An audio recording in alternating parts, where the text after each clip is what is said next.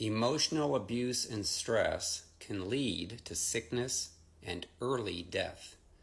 A woman from my church who attended an adult Sunday school class with me was always accompanied by her husband, who talked very softly and gently and lovingly towards her in front of everyone for over a year.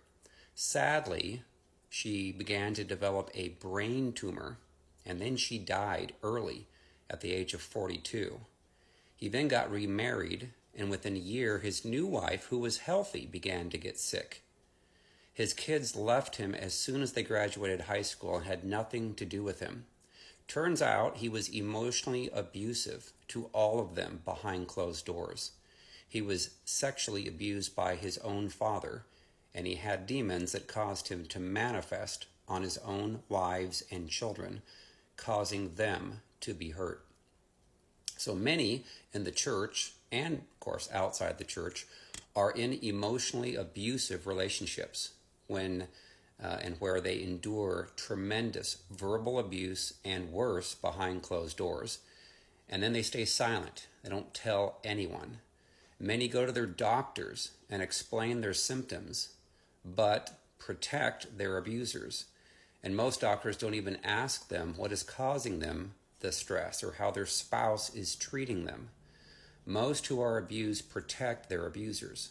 Some of the symptoms that can develop when you're receiving emotional abuse and stress are anxiety, fatigue, gastrointestinal issues, sleep issues, hair loss, brain tumors, cancer, fibromyalgia, depression, suicidal thoughts, and these are just some of the symptoms.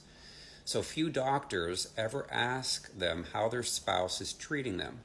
Also, many are being treated badly by their own mothers or their own fathers, in the workplace with their boss or other employees.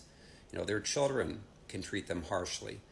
Church people are some of the worst because they're very religious and very controlling and manipulative. So Satan wants other people to emotionally distress and abuse us, which can slowly lead to many sickness issues and early death. The answer is for the abusive people to forgive all who hurt them, repent for their pride and sin, command their demons to go and be delivered, and then they can change. But few do so because they have a free will to change, to choose to change or not. So you must be prepared to separate and get away from your abusers if they refuse to change. You ultimately need to forgive them from your heart to the Lord, and then command any demonic spirits that might have attached to your soul from them to be gone. And then, of course, forgiveness does not require reconciliation with an abusive, unrepentant person. But what you'll see is oftentimes you get away from a person that's abusing you, you're going to start to get healing. You're going to start to have your hair grow back from losing the hair.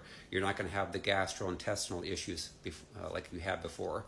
And even we've seen people that have had tumors like in their brains that have been healed because they've gotten away from the abuse. So I have a book called Freedom from Soul Wounds and Demons. It's helping people around the world to get healed from those who hurt them and wounded them, being able to truly forgive from their hearts and get delivered. Again, Freedom from Soul Wounds and Demons. It's available on Amazon in paperback, Kindle, and Audible. I also do personal sessions of healing and deliverance for people. If you're interested in that, go out to restored2tofreedom.com. Click on Contact Me and submit the form. Or you can call 317-459-7091. Thanks.